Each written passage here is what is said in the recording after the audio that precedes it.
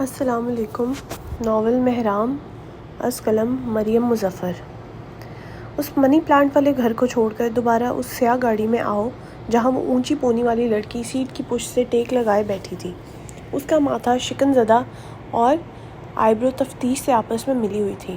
Phone ایک کان سے لگا اور ایک ہاتھ دروازے کے لاک کے ساتھ کھیل رہا تھا۔ میری اور یاور کی منگنی بہت بچپن میں طے ہوئی تھی۔ دراصل میری بڑی بہن کی شادی فرخ بھائی سے ہونی تھی اور میری یاور سے۔ فون میں سے صباحت کی سرگوشی نما آواز آ رہی تھی، لیکن شادی سے 2 ماہ پہلے فرخ بھائی نے خودکشی کر لی اور اس کے بعد سے پپھو کو ہم لوگ یہاں اپنے پاس لے آئے۔ محرام سر ہلاتے ہوئے اس کی بات سن رہی تھی۔ اس منی پلانٹ والے گھر میں وہ دونوں آمنے سامنے کھڑے تھے۔ احمد جہاں زیب پینٹ کی جیبوں میں ہاتھ ڈالے بے تاثر نگاہوں سے یاور کو دیکھ رہا تھا، جس کا دھواں ہوتا چہرہ اچانک ہی کھل اٹھا تھا۔ ہونٹوں پہ ایک زہر آلود مسکراہٹ رقم ہو گئی۔ آج بڑے بڑے لوگ آئے ہیں مجھ سے ملنے۔ واہ، ہاتھوں کو ہوا میں ہلاتے ہوئے طنز سے کہا۔ اس کی اردو صاف تھی مگر اس کے لہجے میں ہلکا سا پشتو کا اثر تھا۔ احمد نے اسے کوئی جواب نہ دیا، بس گردن گھما کر ادھر ادھر دیکھنا شروع کر دیا۔ یہ کیا حال کیا ہوا تم نے یہاں کا؟ میں نے یہ گھر تمہیں رہنے کے لیے اس لیے تو نہیں دیا تھا کہ تم کبھی گرد اور دھول صاف ہی نہ کرو۔ باہر پودوں کا حشر دیکھا تم نے؟ ایک شریف آدمی ایسے رہتا ہے کیا؟ احمد کی نظر گندے پنکھوں سے ہوتی ہوئی گرد سے بھرپور کچن پر ٹھہری۔ اس کے انداز پر یاور کہکا مار کے ہنسا۔ شکریہ احمد صاحب، شکریہ، آپ نے تو میری آنکھیں کھول دی۔ میں تو اس گرد میں جی رہا تھا، آپ نے روشنی کی شمع تھما دی۔ آئندہ سے میں ضرور خیال رکھوں گا، پرومس۔ مذاق اڑاتے ہوئے اس نے باقاعدہ جھک کر شاہانہ انداز میں تعظیم بھی پیش کی۔ احمد اس کو وہیں چھوڑتا کچن تک آیا، پینٹ کی جیب میں سے ایک ہاتھ نکالا اور گرد پر انگلی پھیری۔ اس کی انگلی کا پور دھول سے بھر گیا تھا۔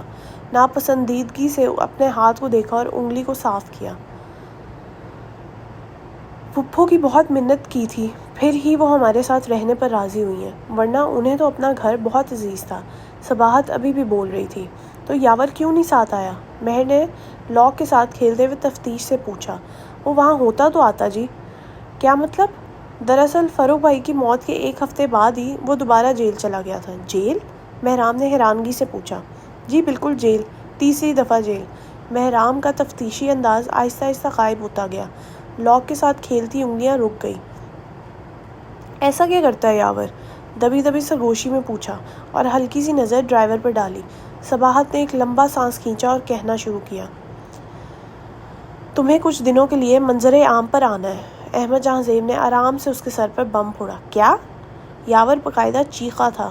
میرا پلان سن لو پھر بولنا۔ احمد نے چہرہ اس کی طرف موڑا۔ اب وہاں بیزاری تھی، وہ ویسے بھی اس انسان سے تنگ تھا۔ کیسا پلان؟ کون سا پلان؟ خود ہی خود سب کچھ کرتے رہتے ہو۔ یہ مت بھولو تمہارے کہنے پر اس قائیں قائیں کے ساتھ فراڈ کیا تھا میں نے۔ وہ تیزی سے چیخ رہا تھا جب احمد نے بیزاری سے اسے درمیان میں ٹوکا۔ آواز آہستہ رکھو۔ ایک تو تم پٹھانوں کا یہی مسئلہ ہوتا ہے، پوری بات سنے بغیر ہی چیخنے لگتے ہو۔ احمد نے غصے سے کہا۔ اور بازل سے بدلہ لینا صرف میری خواہش نہیں تھی، کوئی اور بھی اپنے بھائی کا بدلہ لینا چاہتا تھا۔ انگلی اٹھا کر وارن کیا۔ اس کا اشارہ یاور کی طرف تھا۔ ادھر صباحت بول رہی تھی۔ دراصل یاور کچھ غلط لوگوں میں اٹھنا بیٹھنا شروع ہو گیا تھا۔ صباحت نے جھجکتے ہوئے بتایا۔ کیسے لوگوں میں؟ وہی جی جو غلط چیزیں کرتے ہیں، مطلب کہ منشیات بیچنا اور استعمال کرنا۔ اس کے استفسار پر جیسے وقت رک سا گیا۔ چلتی ہوئی گاڑی میں گھٹن ہونے لگی۔ وہ اسی وجہ سے 3 دفعہ جیل بھی جا چکا ہے، مگر مجھے یقین ہے کہ وہ بدل جائے گا، امید سے اس نے کہا۔ وہ کب جیل گیا ہے؟ مہر کی ٹون اب بدل چکی تھی۔ کلک کے ساتھ شیشے کو ہلکا سا نیچے کیا تو ہوا کا سر جھونکا اندر کو آیا۔ میں پرسوں ایک لڑکے کو بھیجوں گا یہاں، وہ ایکٹنگ کرے گا کہ اس کی تمہارے ساتھ ہاتھا پائی ہوئی ہے اور خون خرابہ بھی۔ یہ دیکھ کر کوئی نہ کوئی تو ضرور پولیس کو بلائے گا اور اس وقت وہاں میں آ جاؤں گا۔ کچن کاؤنٹر سے ٹیک لگاتے ہوئے اس نے پاؤں کینچی کی صورت میں بند کر لیے۔ جیبوں میں ہاتھ ڈالے وہ یاور کو بتا رہا تھا، جو ضبط کے آخری گھونٹ بھر رہا تھا۔ فکر نہ کرو، میں تمہیں کچھ نہیں ہونے دوں گا، بس تمہیں تقریباً کوئی انگلیوں پر دن گنے 1 مہینہ جیل میں رہنا ہے۔ جب بازل رہا ہو جائے گا تو رہا؟ اس کی بات کو تیزی سے کاٹا گیا تو اس نے بدمزگی سے اسے دیکھا۔ تم نے وعدہ کیا تھا جہانزیب، تم اس کائیں کائیں کو پوری عمر جیل میں رکھو گے، اب رہا کہاں سے آ گیا؟ ہمارا معاہدہ ہوا تھا، یاد بھی ہے کچھ؟ اس کی بات سن کر وہ ایک ہونٹ اوپر کر کے مسکرایا۔ ہاں یاد ہے، مگر وہ ایک قدم آگے آیا۔ ضروری تھوڑی ہے کہ ہر وعدہ پورا کیا جائے۔ اس کے کندھے پر ہاتھ مضبوطی سے رکھتے ہوئے اس نے کہا۔ یاور نے بھی ایک منٹ ضائع کیے بغیر زور سے اس کا ہاتھ جھٹکا۔ ٹھیک ہے، پھر تم اسے رہا کروا لو، لیکن پھر جب میں سارے ثبوت پولیس کو دوں گا تب کیا کرو گے؟ انہیں بھی تو پتہ چلے تم کتنے شریف ہو۔ اس کی بات سن کر پی کیپ پہنے شخص اچانک ہی کہکا مار کر ہنسنے لگا، لیکن اس کی ہنسی کھوکھلی تھی، صفاک حد تک کھوکھلی۔ پہلی بار جب وہ کوئی 19 سال کا تھا تب ہم سب کو پہلی مرتبہ معلوم ہوا تھا وہ کیا کرتا پھر رہا ہے۔ اس بار اسے فروخ بھائی رہا کروا کر لائے تھے، مگر نہ انہوں نے اسے مارا نہ کچھ کہا، بس سمجھایا تھا۔ انہیں یاور بہت پیارا تھا، ان کا ارادہ اسے باہر بھیجنے کا تھا، مگر کیا؟ مگر وہ مشکل تھا۔ نہ اتنے پیسے تھے، نہ یاور کی پڑھائی اتنی خاص تھی۔ ہر طریقے آزمایا مگر وہ نہیں جا سکا، اور پھر کوئی 3 سال بعد وہ ایک مرتبہ پھر پکڑا گیا۔ وہ چھوٹے لیول پر ڈرگز کی اسمگل میں مدد کرتا تھا، اسکول، کالجوں، یونیورسٹی کے بچوں کو دیتا تھا۔ صباحت کے انکشاف پر اس کی ریڑھ کی ہڈی میں سرد لہر دوڑی تھی۔ یہ بازے نے خود کو کہاں پھنسا لیا تھا؟ احمد نے ہنسی روکنے کے لیے منہ پر ہاتھ کی مٹھی بنا کر رکھی اور پھر ایک دم پیچھے ہوا۔ ثبوت کہاں سے لاؤ گے؟ یاور نے اسے شیطانی مسکراہٹ کے ساتھ دیکھا۔ اس کی فکر مت کرو جہانزیب، تمہیں پھنسانے کے لیے مواد بہت ہے میرے پاس۔ اس کی بات سن کر بھی احمد کے چہرے کی مسکراہٹ کم نہ ہوئی۔ البتہ اس کا دل ڈوب رہا تھا۔ وہ چاہے جتنا بہادر بن لے، اسے یاور سے ڈر لگتا تھا۔ اندر ہی اندر وہ آدمی کچھ بھی کر سکتا تھا۔ ٹھیک ہے، دکھا دو ثبوت، مگر خود سوچو پولیس کس کی سنے گی؟ تمہاری جو 3 مرتبہ جیل جا چکا ہے، یا میری جو ایک شریف اور مہذب شہری ہے؟ یاور کی مسکراہٹ آہستہ آہستہ ختم ہو گئی۔ فیصلہ تمہارے ہاتھ میں ہے، میرا ساتھ دینا ہے یا دوبارہ جیل جانا ہے، اور ہاں اس بار میں تمہیں نہیں چھڑواؤں گا۔ اس کی آنکھوں میں جھانکتے ہوئے احمد نے کہا۔ دوسری دفعہ اسے میرے تایا ابا جن سے آپ لوگ ملے تھے وہ رہا کروا کر لائے تھے، کیونکہ فروخ بھائی کا ان دنوں ایکسیڈنٹ ہوا تھا، لیکن انہوں نے پھر بھی اسے بچا لیا۔ اگر وہ نہ ہوتے تو تایا ابا یاور کو جان سے مار دیتے۔ اور تیسری مرتبہ؟ کھڑکی سے باہر سیاہ رات کو دیکھتے ہوئے کہا۔ تیسری مرتبہ کا ہم نہیں جانتے بھائی کی موت کے 1 ہفتے بعد وہ دوبارہ جیل چلا گیا تھا اور گھر والوں نے اس سے رشتہ توڑ دیا، لیکن سننے میں آیا تھا اسے کسی نے رہا کروا لیا تھا۔ کون تھا ہمیں نہیں پتا، شاید اس کا کوئی ساتھی ہو۔ میں نے بھی اس بارے میں زیادہ بات نہیں کی اس سے۔ مہر کو اب سمجھ آیا تھا کیوں کوئی یاور کے بارے میں بات نہیں کرنا چاہتا تھا۔ کوئی احسان نہیں کیا مجھے رہا کروا کے تم نے، اپنے مقصد کے لیے نکلوایا تھا، چڑھتے ہوئے کہا۔ تو سوچو پھر، اگر اپنے مقصد کے لیے نکلوایا تھا تو اپنے مقصد کے لیے ڈلوا بھی تو سکتا ہوں۔ ویسے بھی جیل میں کسی کو مروانا مشکل کام تو نہیں۔ یاور کا چہرہ ایسا تھا گویا سانپ سونگھ گیا ہو۔ تمہیں میرا شکر گزار ہونا چاہیے یاور حبیب، تمہیں دنیا کی نظر سے بچا کر رکھا ہوا ہے، گھر بھی دیا ہے اور ایک الگ پہچان بھی۔ تم آرام سے اپنے ڈرگز کی ڈیلنگ بھی کر لیتے ہو۔ اگر تم نہ ہوتے جہانزیب تو میں ابھی تک بڑے لیول پر ڈیلنگ کرتا ہوتا، ملکوں میں بھی اسمگل کر لیتا۔ اس کی بات کاٹتے ہوئے بولا۔ تمہاری وجہ سے آج تک دوسروں سے خرید کر آگے بیچنی پڑتی ہے۔ تمہیں چاہیے تم ڈرو اس پٹھان سے۔ کسی دن یہ نہ ہو میں رات کو تمہاری نیند میں آؤں اور ٹھک سے گولی سے اڑا کر چلا جاؤں۔ وہ خباثت سے ہنسا اور ہاتھ میں موجود گولی احمد کی کن پٹی پر رکھتے ہوئے کہا۔ پی کیپ والے شخص نے غصے سے اسے دیکھا، مگر وہ پھر بھی خبیثوں کی طرح ہنستا گیا۔ وہ تمہیں کال کرتا ہے نا؟ مہرام نے پوچھا۔ جی، مہینے میں 1 بار، شرماتے ہوئے کہا۔ تمہیں کیسے پتہ چلتا ہے وہ کال کرے گا؟ کیونکہ ہر مرتبہ کال کرنے سے 2 دن پہلے وہ مجھے کسی نہ کسی طریقے سے ایک گلاب کا پھول بھیجتا ہے۔ مہر نے الجھ کر فون کی اسکرین کو دیکھا۔ ضروری تو نہیں وہ ہمیشہ اس کی طرف سے ہو؟ اس کی بات سن کر صباحت تن سے ہنسی۔ لگتا ہے جی آپ نے کبھی کسی کی راہ نہیں دیکھی۔ مہر کو اس کی بات بڑی عجیب لگی تھی۔ مجھے پتہ ہے وہ یاور کی طرف سے ہی ہوتا ہے، کیونکہ وہ کبھی بھی مکمل لال رنگ کا گلاب نہیں بھیجتا۔ اس کا بھیجا ہوا پھول ہمیشہ داغدار ہوتا ہے، ہلکا سا مرجھایا ہوا، اور اس پر کانٹے لگے ہوتے ہیں۔ کانٹوں والا پھول؟ اس نے حیرت سے پوچھا۔ کوئی کانٹوں والا پھول کسی کو کیوں دے گا؟ تھوڑی دیر دوسری طرف خاموشی چھا گئی اور پھر صباحت کی آواز ابھری۔ میرے نام کی وجہ سے۔ تمہارے نام کی وجہ سے؟ جی بالکل۔ صباحت کا مطلب میرا کام تھا تمہیں بتانا۔ تمہاری رائے کی کوئی قدر نہیں میرے نزدیک۔ اپنی بات کہہ کر وہ مڑنے کے لیے چل پڑا۔ میرا بندہ پرسوں تک آ جائے گا، تیاری رکھنا۔ فکر نہ کرو، اچھا کمرہ دوں گا تمہیں جیل میں۔ جاتے جاتے ایسے کہا جیسے احسان کر رہا ہوں۔ ابھی وہ لاؤنج کے دروازے تک پہنچا ہی تھا جب پیچھے سے یاور کی آواز آئی۔ تمہاری اس محبوبہ کا کیا حال ہے؟ احمد کے قدم وہیں زنجیر ہو گئے۔ یاور نے موضوع ہی ایسا چھیڑا تھا۔ کیا نام تھا اس کا؟ حریم، مہر، پتہ نہیں۔ یاور اس کی پیٹھ پر کھڑا زہر اگل رہا تھا۔ سوچو، اگر اس کو میں یہ سارے ثبوت دکھا دوں تو وہ کیا سوچے گی؟ احمد کو ہمیشہ سے ایک یہی خوف تھا، اگر مہرام کو سب پتہ چل گیا تو؟ نہیں، اسے کیسے پتہ چل سکتا ہے؟ کسی کو بھی نہیں پتہ۔ دور رہو اس سے، احمد نے دانت کچکچاتے ہوئے کہا۔ ہاتھوں کی رگیں ابھر کر باہر آ چکی تھی۔ کیسے رہوں دور؟ سچ نہ بتاؤں اسے جہاں زیب؟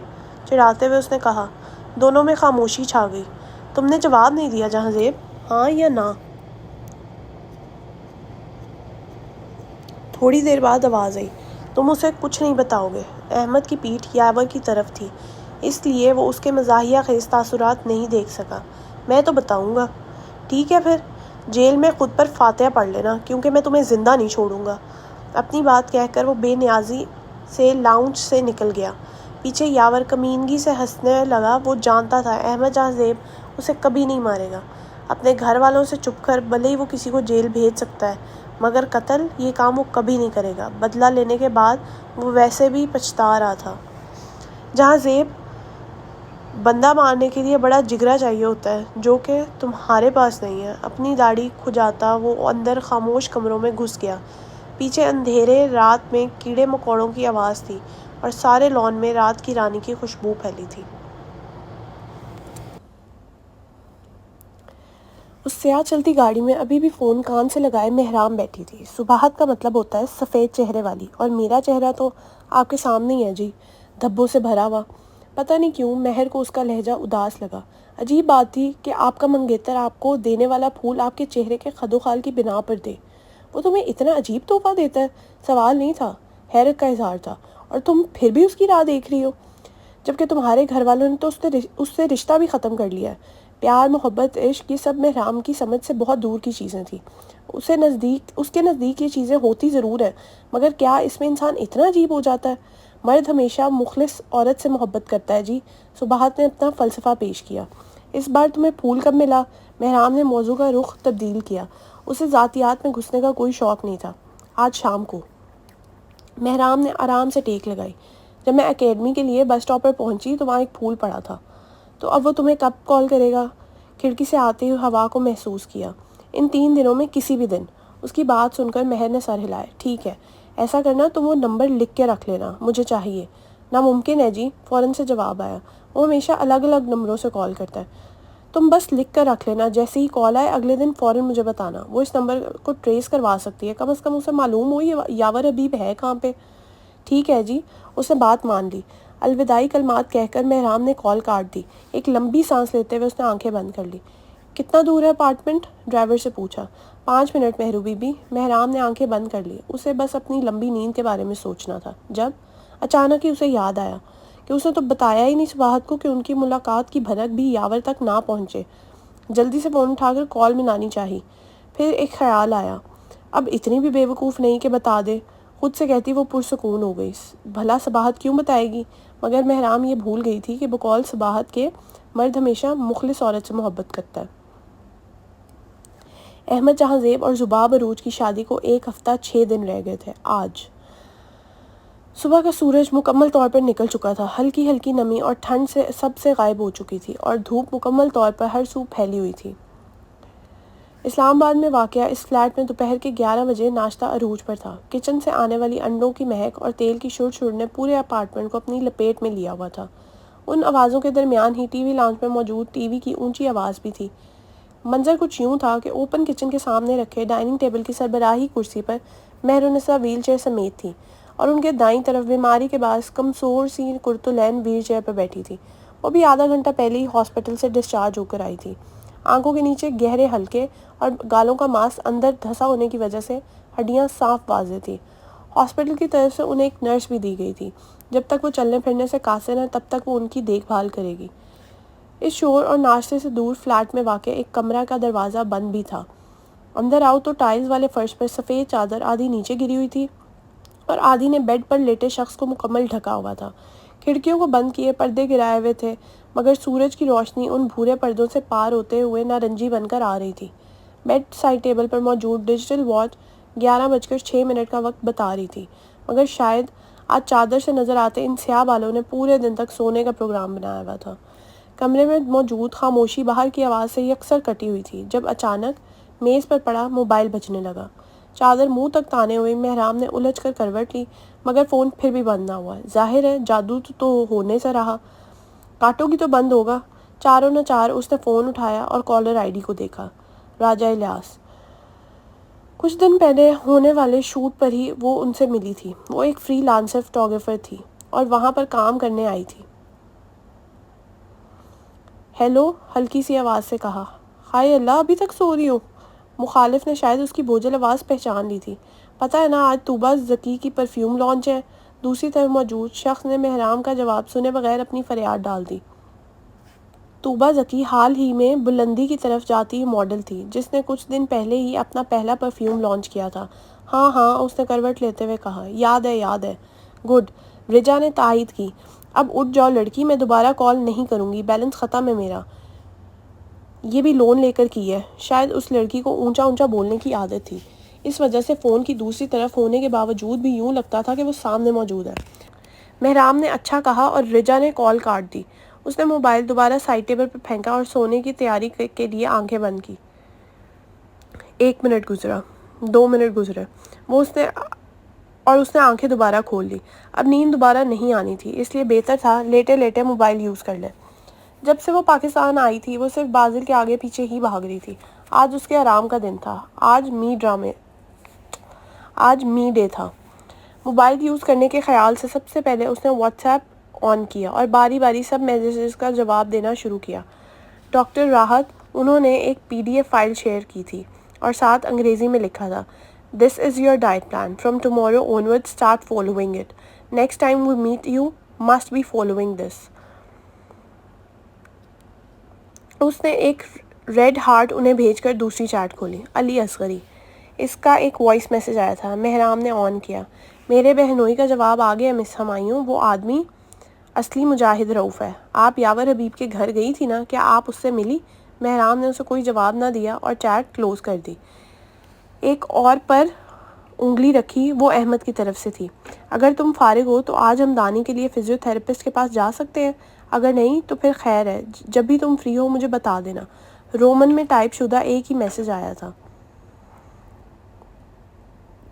مہرام نے ٹائپ کرنا شروع کیا۔ نہیں میں بزی ہوں آج، تم ابھی اس نے اتنا ہی لکھا تھا اور ڈیلیٹ کر دیا۔ دماغ میں ایک جھماکا سا ہوا تھا۔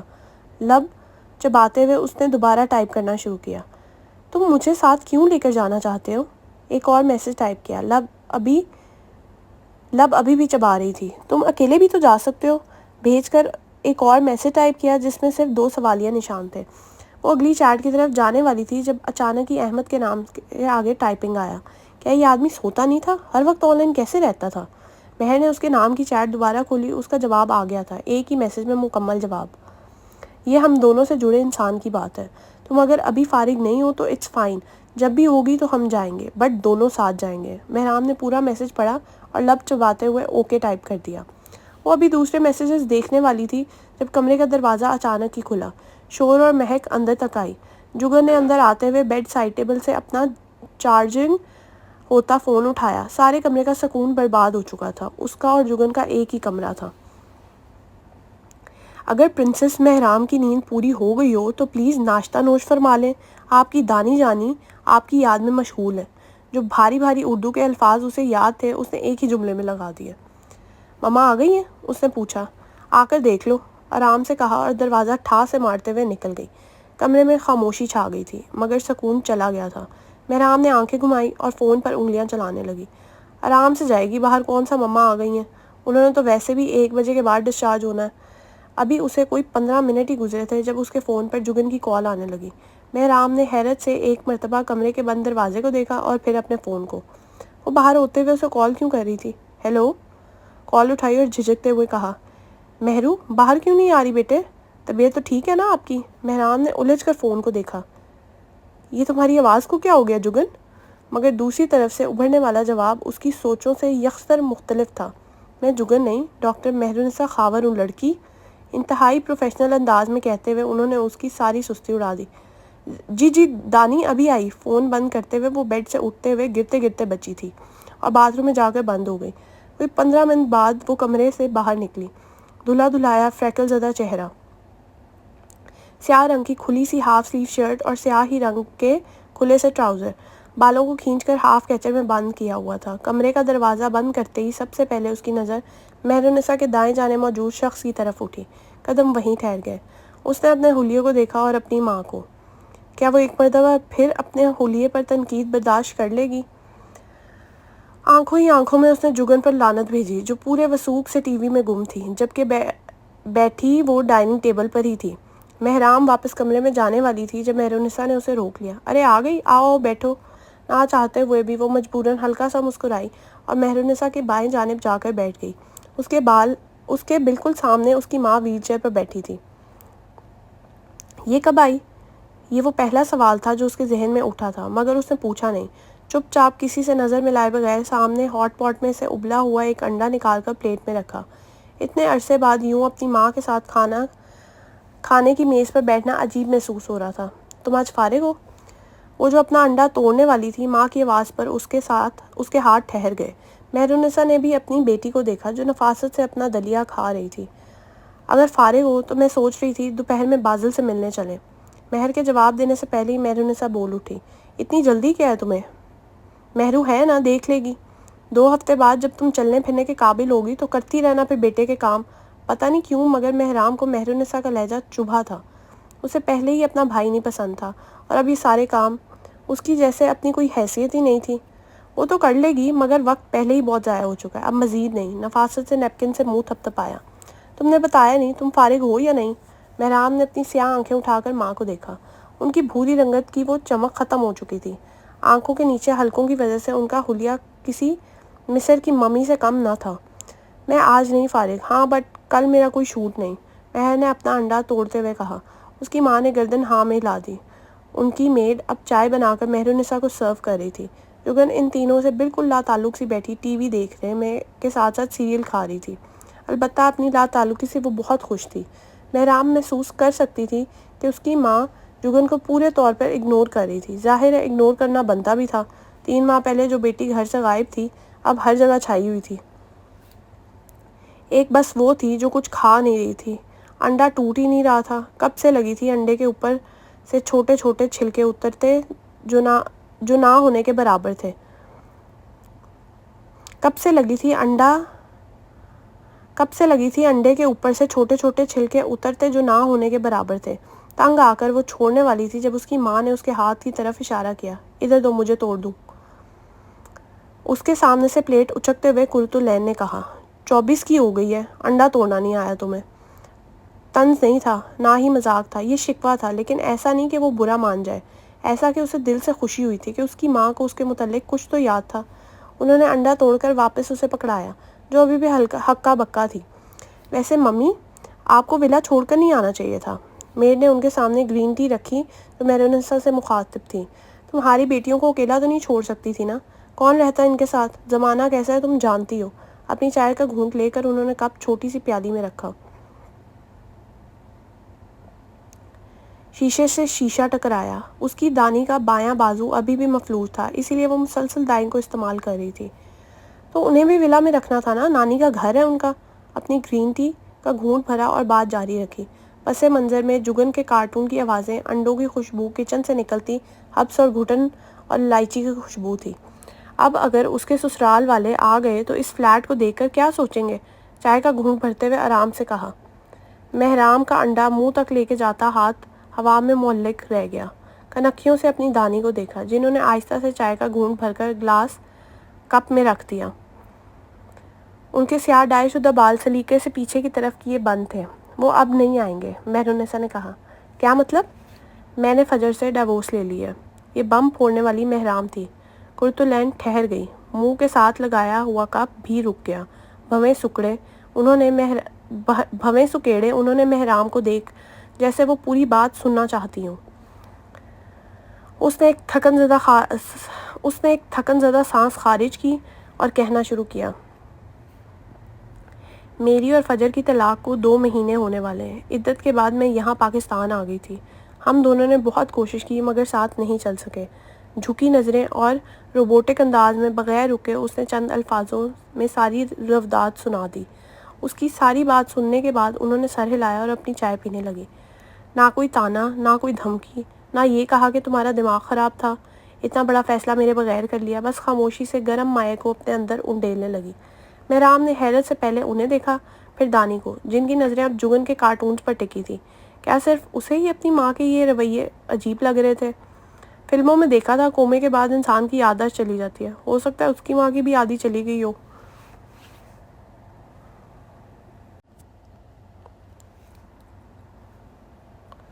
2 سال پہلے نکاح بھی ہو چکا تھا، رخصتی بھی ہو چکی تھی، اور 27 مئی کی تاریخ کو گزرے بھی 2 دن ہو چکے تھے۔ آج رات 2 بجے ان کے آسٹریلیا کی فلائٹ تھی، اور اس وقت دوپہر میں اس کے سسرال والوں نے مہرونیسا کے مکینوں کو دعوت پر بلایا تھا۔ چونکہ اس کے سسر کا اپنا گھر آسٹریلیا میں تھا، چنانچہ وہ فجر کی پھپھو کے گھر ٹھہرے ہوئے تھے اور وہیں دعوت تھی۔ منظر کچھ یوں تھا کہ ایئر کنڈیشن لاؤنج میں ایک طرف فجر اور اس کے سسر عزیز شمس بیٹھے تھے۔ ان کی ایک جانب اس کی ساس اور کرتولین بیٹھی تھی اور دوسری طرف دانی، یوشے اور احمد بیٹھا تھا۔ وہ سارے لوگ خوش گپیوں میں مصروف تھے سوائے یوشے اور احمد کے۔ یوشے صاحب مسلسل عجلت سے ٹانگ ہلا رہے تھے کہ کسی طرح یہاں سے بھاگ جائیں، اور احمد جہاں زیب کی نظریں یوں زمین پر ٹکی تھی جیسے وہ گردن اٹھانا بھول گیا ہو۔ ان دونوں سے تھوڑے ہی فاصلے پر گول میز پر مہرام، زباب اور جگن فجر کی پھپھو کی ٹین ایجر بیٹی صوبیہ کے ساتھ بیٹھے تھے۔ فجر کی پھپھو خود کچن میں مہمانوں کے لیے چائے کا سامان تیار کروا رہی تھی۔ دوپہر کا کھانا وہ کھا چکے تھے۔ مہرام نے سفید رنگ کا گھٹنوں تک آتا نیٹ کا کرتا پہن رکھا تھا، ساتھ ہی سفید رنگ کے ٹائٹس تھے اور سفید نیٹ کا دوپٹہ دونوں بازوں میں کمر کے پیچھے سے لے جا کر آگے ڈالا تھا۔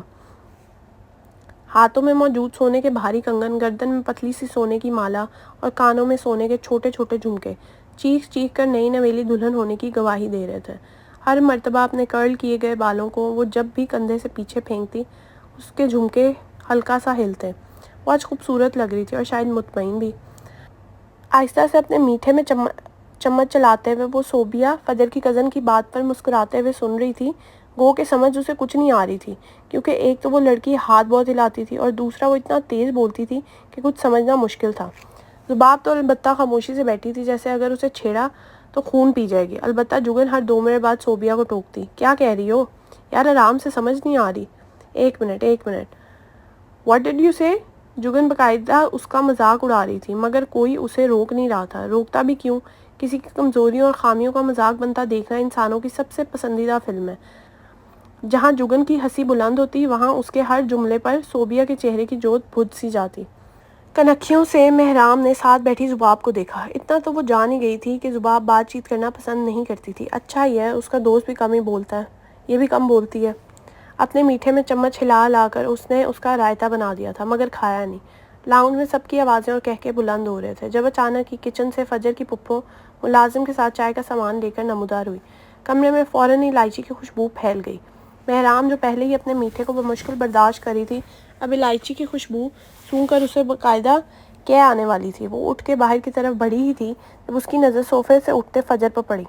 مہر ذرا بات سننا، انگلیوں سے اشارہ کرتے ہوئے اسے کچن کا کہا۔ وہ جانتی تھی فجر کیا کہنے والا ہے۔ جتنی دیر وہ وہاں بیٹھی رہی تھی، اس کا شوہر اس پر چپتی ہوئی ہلکی سی نگاہ ڈالتا اور پھر منہ موڑ لیتا۔ کچن میں داخل ہوتے ہی وہ ساری آوازیں، شور سب پیچھے رہ گیا تھا۔ اب صرف بریانی کی خوشبو تھی اور ان دونوں کے درمیان ایک عجیب سا کھچاؤ۔ فجر نے آف وائٹ کرتے کے نیچے سفید ٹراؤزر پہن رکھے تھے، قمیض کے کف سلیقے سے نیچے تک موڑے ہوئے تھے۔ بولو۔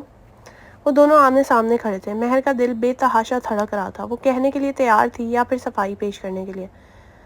فجر نے چھوٹی انگلی کو ماتھے پر پھیرتے ہوئے گردن ہلکی سی اس کی طرف جھکائی، مگر کچھ کہا نہیں۔ آج اس کی شہد رنگ آنکھیں مختلف تھیں، شوخی اور حدت غائب تھی۔ وہاں آج سردی تھی اور کہیں بہت اندر غصہ بھی۔ مہرام نے آج دھیان دیا تھا، غصے میں اس کی آنکھیں گہری بھوری لگتی تھی، ڈارک چاکلیٹ سی، جن کے اندر ہلکی سی شہد رنگ کی لکیر تھی۔ ایک قدم آگے ہوتے ہوئے اس نے اپنے سفید پتلے ہاتھوں سے مہرام کے کندھے پر آئے بال پیچھے کیے۔ اس کا انگوٹھا مہرام کے جھمکے کے ساتھ ٹکرایا۔ مہر نے بے اختیار ہی جھرجھلی لی۔ تم نے وہ ساڑی کیوں نہیں پہنی جو میں تمہارے لیے لایا تھا؟ ٹھنڈی پرسکون آواز میں کہا، یا یوں کہا جائے چیخنے سے خود کو روکا۔ مہرام نے گردن اٹھا کر سامنے کھڑے شخص کو دیکھا۔ وہ خوبصورت تھا، بہت خوبصورت، مگر پھر اسے کیوں وہ عام سا لگتا تھا؟ مہرام کے کانوں میں ایک اور آواز گونجی۔ اس آواز کا بھی ایسا ہی لہجہ تھا، سرد سا۔ اپنا حلیہ درست رکھا کرو، جو میں نے کہا ہے وہ پہنو۔ کرتالین کا سرد سا حکم اس کے ارد گرد منڈلانے لگا۔ اسے لگا اب اس کی ماں اس پر اپنی خواہشات مسلط نہیں کرے گی، مگر یہاں تو اس کا شوہر بھی کچھ ایسا ہی لگ رہا تھا۔ فجر نے اسی ہاتھ سے اس کے بالوں کو کان کے پیچھے کیا، وہ ہلکا سا کانپی۔ بتاؤ، وہ ساڑی کیوں نہیں پہنی؟ اپنی گہری ہوتی بھوری آنکھوں کو اس کے چہرے پر مرکوز رکھتے ہوئے اسے کہا۔ انگلی ابھی بھی اس کے جھمکے کو آرام آرام سے ہلا رہی تھی، مگر آنکھوں میں تپش تھی اور ہاتھوں میں سردی۔ مہرام نے ایک گہری سانس لی اور جھکی ہوئی نظروں کے ساتھ کہا، میں ساڑی میں کمفرٹیبل نہیں ہوتی، آہستہ سے کہا۔ ہتھیلی پسینے سے بھر گئی تھی۔ بریانی کی خوشبو اچانک ہی بہت تیز ہو گئی، دل اور زور سے دھڑکنے لگا۔ اسے فجر عدیل سے خوف آ رہا تھا۔ حقارت سے کہتے ہوئے اس نے اس کے جھمکے کو چھوڑ دیا اور ایک قدم پیچھے ہوا۔